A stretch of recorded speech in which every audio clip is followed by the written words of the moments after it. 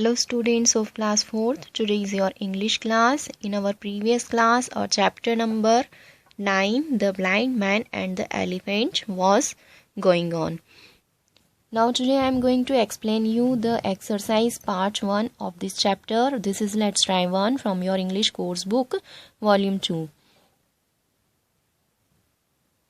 Now the question is, read the sentences and choose the correct option. First one is the blind man learn about the world by. जो 6 blind man थे वे पूरी दुनिया के बारे में किससे सीखते थे? लिसनिंग टू स्टोरीज सुनकर, इमेजिन कर कर, फाइटिंग विथ ईच अदर एक दूसरे के साथ झगड़ा कर कर, या रीडिंग करके।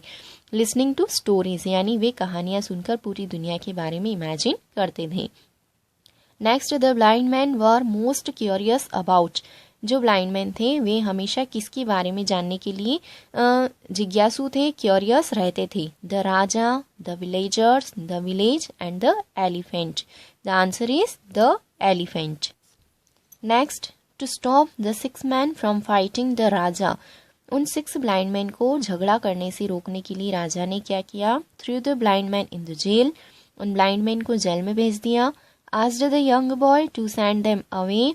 उस यंग बॉय को उन्हें दूर ले जाने को कहा। आस्क्ड देम अ क्वेश्चन, उनसे एक क्वेश्चन पूछा। Ordered them to be quiet, उन्हें चुप रहने को कहा।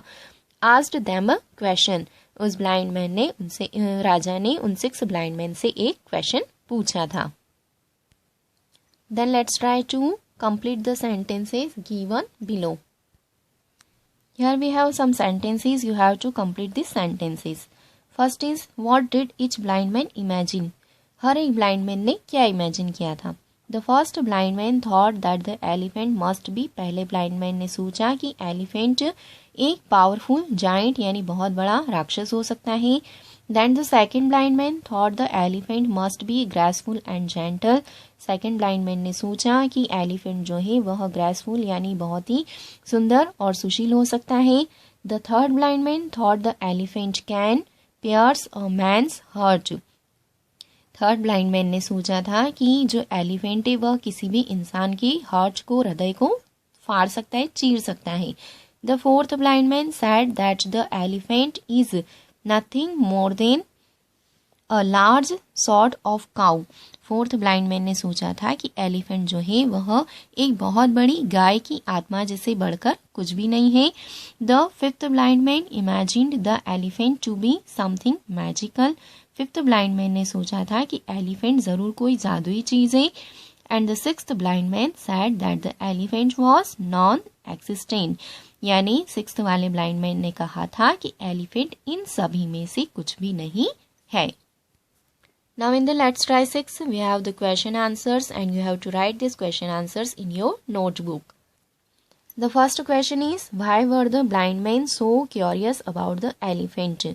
जो ब्लाइंड मैन थे वे एलिफेंट के बारे में इतने जिज्ञासु क्यों थे? The blind man were curious about the elephant because they were told that the elephants could trample forest, carry hug burdens and frighten everyone with their loud calls. 6 blind man elephant के बारे में जानने के लिए इतने curious इसलिए थे क्योंकि उन्होंने जो स्टोरी सुन रखी थी उसमें उन्होंने लोगों से सुना था कि एलिफेंट जो है वे बहुत ही भयानक होते हैं और वे बहुत जंगल को आसानी से नष्ट कर सकते हैं और बहुत ज़्यादा वजन वे उठा सकते हैं और हर कोई उनकी लोग जो है वे उसकी बहुत तेज़ आवाज़ जो एलिफेंट की होती है उससे डर जाते हैं। Next is, what did villagers plan for them? लोगों ने उन 6 ब्लाइंड मैन के लिए क्या प्लान किया? The villagers planned to arrange an actual elephant for the curious man. उन विलेजर्स ने 6 ब्लाइंड मैन को एक रियल एलिफेंट से मिलवाने का प्लान किया। Next question is, why was raja angry? राजा को गुस्सा क्यों आया? The answer is, the raja was angry because the blind man were arguing and disturbing his sleep. जो राजा को इसलिए गुस्सा हुआ क्योंकि 6 ब्लाइंड मैन जो थे वे आपस में आर्ग्यूमेंट कर रहे थे और राजा जो सो रहा था उसे डिस्टर्ब कर रहे थे। Next exercise is let's try 4. In the let's try 4 we have the antonyms. Now what is the meaning of antonyms? Antonyms means opposite word. For example, wonderful, awful, extreme, slight, together, separate.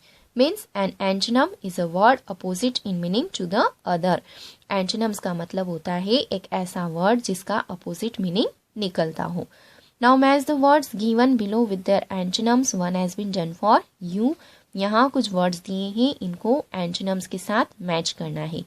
First word is powerful, powerful, weak, loud, soft, wonderful, dreadful, curious, disinterested, hug, tiny, gentle, unkind, young, old, coarse, smooth. Next exercise, let's try 5. Write antonyms of the following words. यहाँ भी आपको antonyms लिखना है. Ancient, modern, join, separate, polite, impolite, fear, fearless and confident, giant, dwarf, ugly, beautiful, attractive, question, answers, response, sadness, happiness. Now this is the next exercise of antonyms. This is my turn 1 from your English practice book volume 2. Find the circle and antonym. Find and circle the antonyms of the words given in the box in the word search. One has been done for you. Here we have some words and you have to find the antonyms of these words in this puzzle box. इस puzzle box के अंदर आपको इन words के antonyms find करना है और उन्हें circle लगाना है. Now the words are weak, light, old, big and sad. And here this is the antonym of old means new. You have to find it by yourself.